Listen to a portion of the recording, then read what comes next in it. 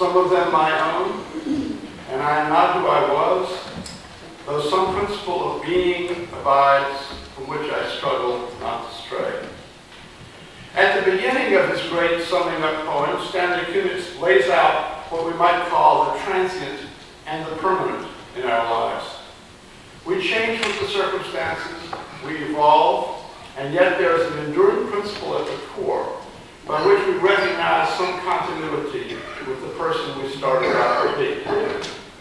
This poem itself is one of the constants in my life. I return to it over and over, giving it new readings.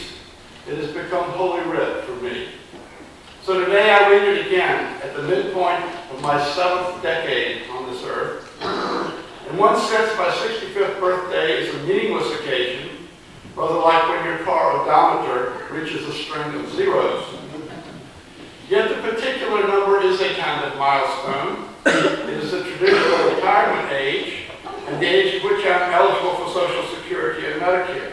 And no, don't worry, I'm not about to retire on you. The poet then says, when I look behind as I'm compelled to look, before I can gather strength to proceed on my journey, I see the milestones dwindling toward the horizon, and the slow fires trailing from the abandoned campsites over which scavenger angels wheel on heavy wings.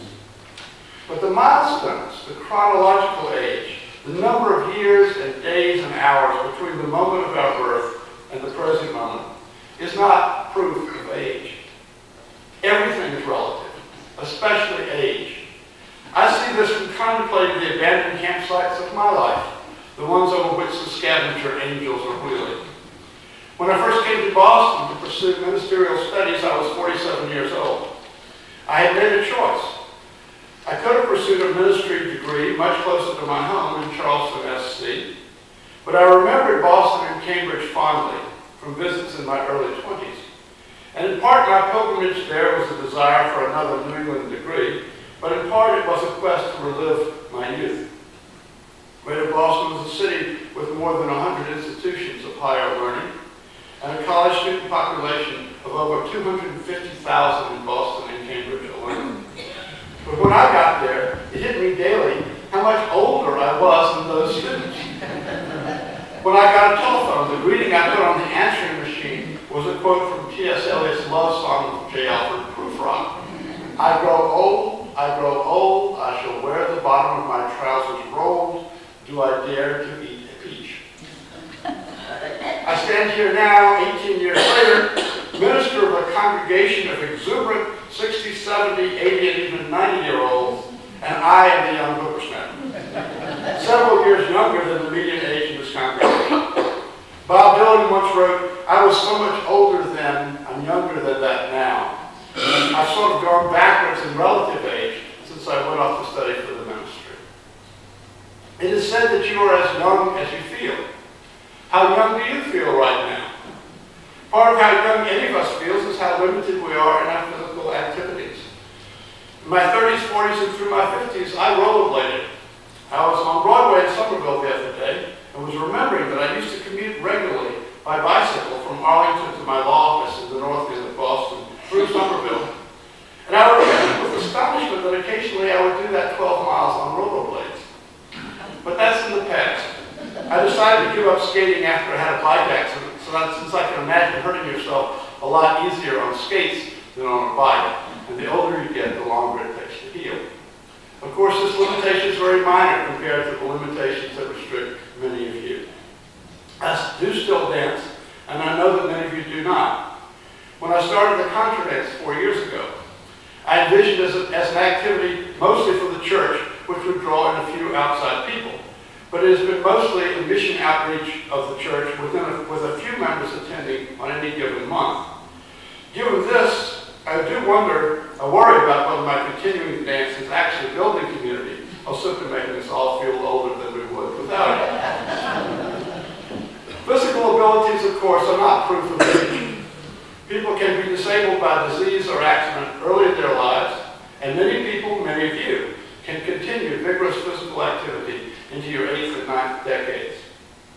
One of my favorite photographs from my Belmont ministry is me dancing at a church celebration with a darling woman of age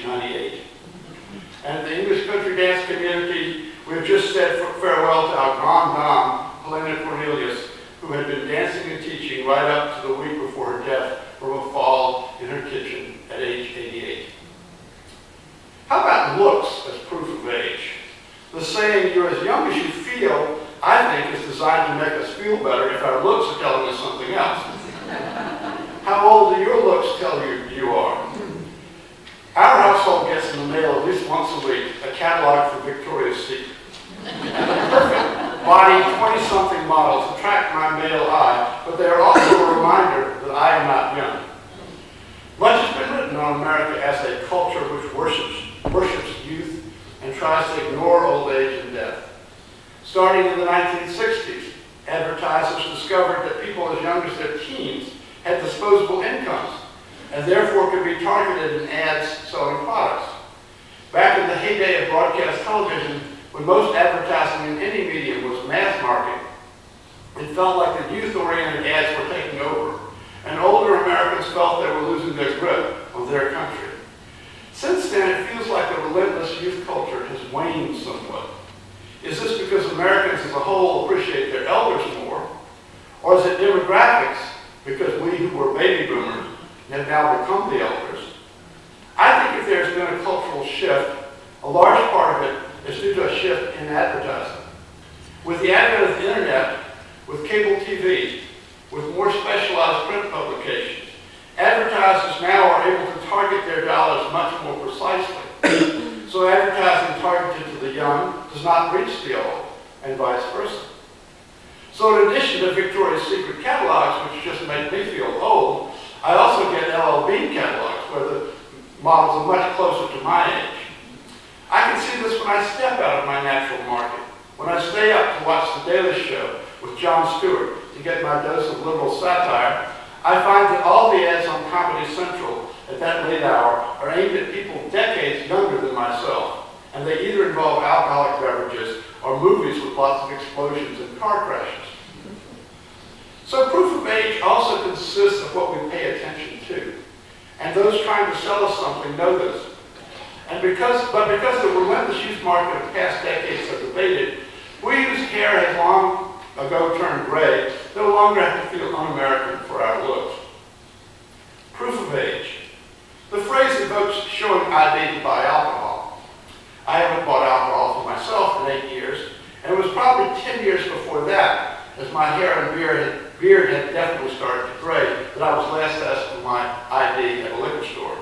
I was so flattered I almost leaped across the counter to kiss the clerk. My 34-year-old daughter, on the other hand, has always looked several years younger than she is, and as late as last year in a restaurant, I witnessed a waitress ask her for her ID before bringing her a beer. She considers it a minor nuisance. From my perspective, it is more like a blessing. Your chronological age is not proof of your real age. Your abilities or disabilities are not proof of your real age. Your looks are not proof of your real age. What is? Maybe your wisdom. Maybe your perspective on life. As I remarked a few weeks ago, many of us have been made to feel not wiser, not honored for our wisdom, but more foolish and dependent in our old age. We need our grandchildren to show us how to set up our cell phones and program our clock radios. But that's surface stuff. There is deep wisdom in just having lived a few decades. And if we tap into that wisdom, we find it can be the best proof of age. Thanks to one of you, I was invited to a fascinating meeting of the We Can Women's Empowerment Organization in Harwich this week.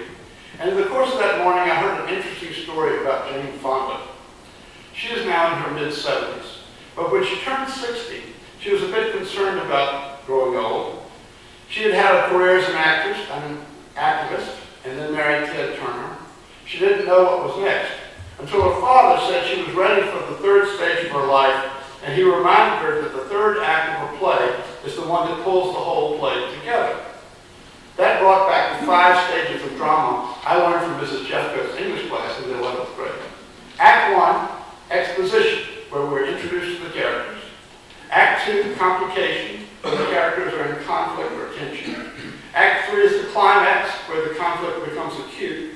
Act 4 is the resolution, where the conflict resolves. And Act 5 is the denouement, where it all works out somehow. In a tragedy, the denouement is that somebody dies, and in a comedy, the denouement is where somebody gets married. If we think about our milestones, our timelines, we can put our lives in stages. Maybe I'm in the climax stage of my life now. Maybe I'm in the denouement.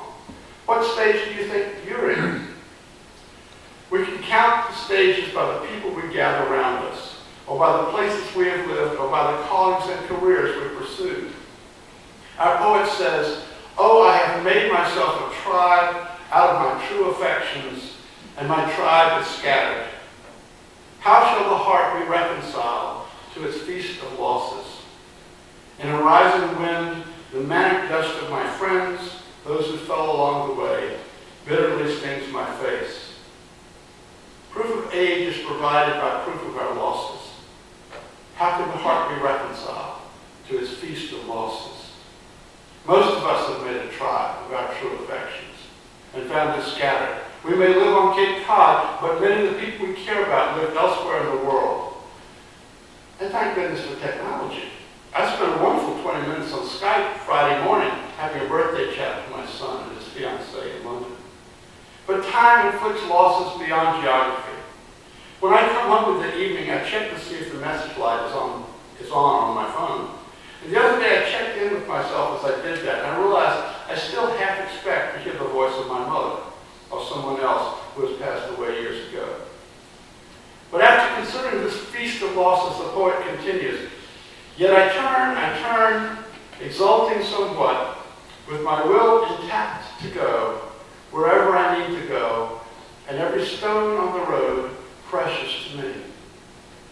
We will not turn back the clock. We will not have some great reunion with our scattered tribe or those who have gone before, except in our dreams or in our memory. We will, however, keep on keeping on. We continue on the journey in the here and now, and every stone in the road is precious.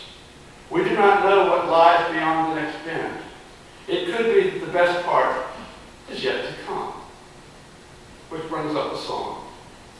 I was recently at a retreat at Blue Channing District Ministers in Hingham, and we had a very moving worship service conducted by Betty Cornitzer, minister of the South County Church in Rhode Island, who lost her husband to cancer last year and now has decided to retire from the ministry.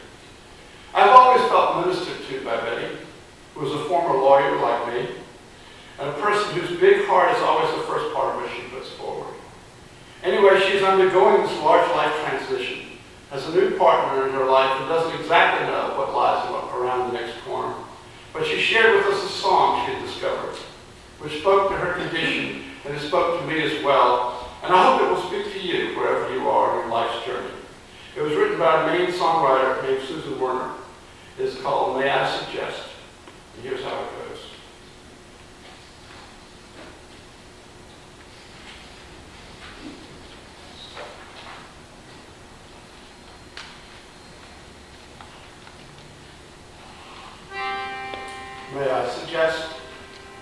May I suggest to you, may I suggest this is the best part of your life.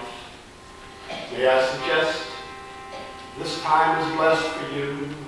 This time is blessed and shining almost blinding bright. Just turn your head and you'll begin to see the 1,000 reasons that lie just beyond your sight. The reasons why I suggest to you, why I suggest this is the best part of your life.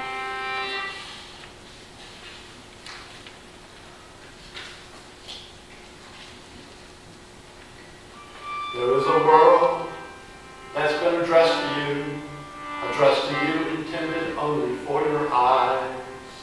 A secret world, like a treasure chest to you, of private scenes and brilliant dreams that mesmerize. A lover's trusting smile, a tiny baby's hand, the million stars that fill the turning sky at night. I suggest to you, I suggest this is the best part of your life. There is a hope that's been expressed in you, the hope of 7 generations, maybe more. And this is the faith that they invest in you, that you will do one better than has been done before. Inside you know, inside you understand, inside you know what's yours to do to set it right. And I suggest to you, I suggest this is the best part of your life.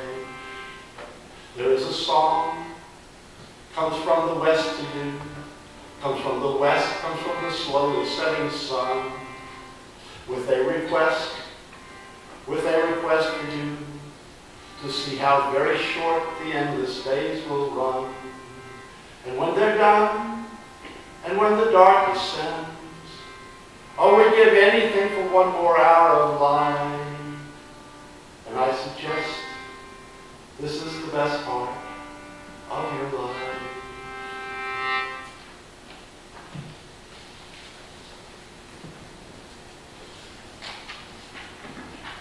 Proof of age. The attainment of a certain wisdom perspective may come from the road you've traveled, from the milepost stretching out behind you, but the wisdom must include the insight that it isn't over until it's over.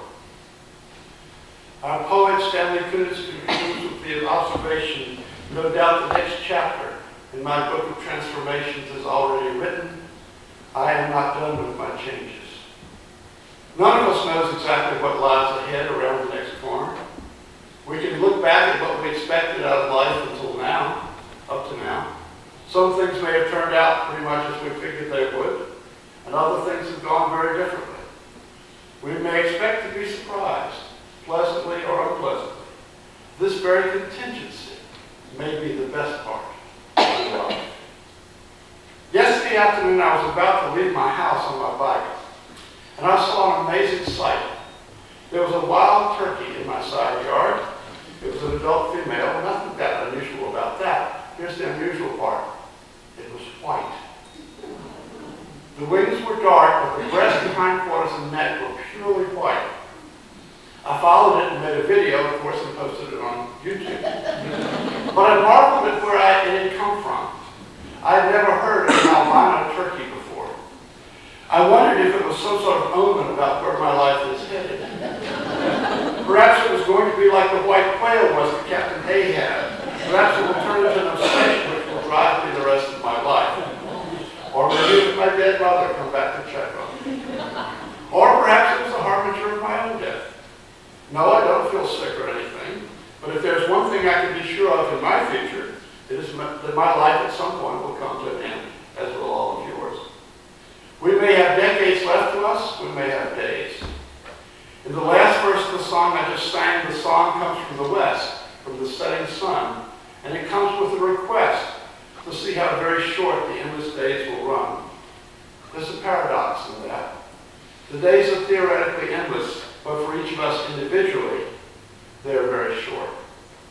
And when they're gone, and the last grain of sand has run through the hourglass, we'd give anything for one more hour of light. But we can't turn back the hands. We know our time is limited. Every year, every day, every hour more we live takes us that year, day, or hour closer to the end. That is the fact that spurs us to live each moment to the fullest. In Thoreau's famous words, to drink life to the lees. T.S. Eliot called life the dream-crossed twilight between birth and dying. And in that interval, we have been given the priceless privilege of looking at the world with our unique eyes, of mirroring it back to itself. There will come a time when those eyes will close for good. One of you asked me the other day what my thoughts were on life after death. I said my best guess was that my body, my mind, my thoughts, and my memories would have no more existence after my death than they had before my birth. But I hope that my words and deeds would have some ripple effect. But reflecting on it, I don't think that was an adequate answer. That was an adequate answer if we are all separated, autonomous beings, but we're not. In truth, we are woven together in a fabric that is bigger than us all. We are dancers in a dance which has been going on since the beginning of time. I can't prove it, But it is a firm article of faith with me: love is stronger than death. Somehow the love that is bestowed on us and which we bestow on others during our individual lifetimes will continue rebounding around the world after we're gone. This does not have to do with monuments or memorials, with fame or notoriety. Only the tiniest fractions of individuals who have ever lived will be remembered individually 50 years after they're gone by anyone. But what we have a chance to do in the brief transit here is to contribute to the vast bank of love that makes the world go around and that will continue to make it go around long after we're gone. So at this midpoint of my 7th decade, I sum up this way. Our mortality gives shape to our lives and calls us to live as intensely as we possibly can in the time we have, in gratitude every moment for the gift of life itself. Our immortality is secured by our participation in the great pulsing, rippling, flowing, evolving, adapting chain of love which girdles the universe and brings it into consciousness of itself. May I suggest this is the best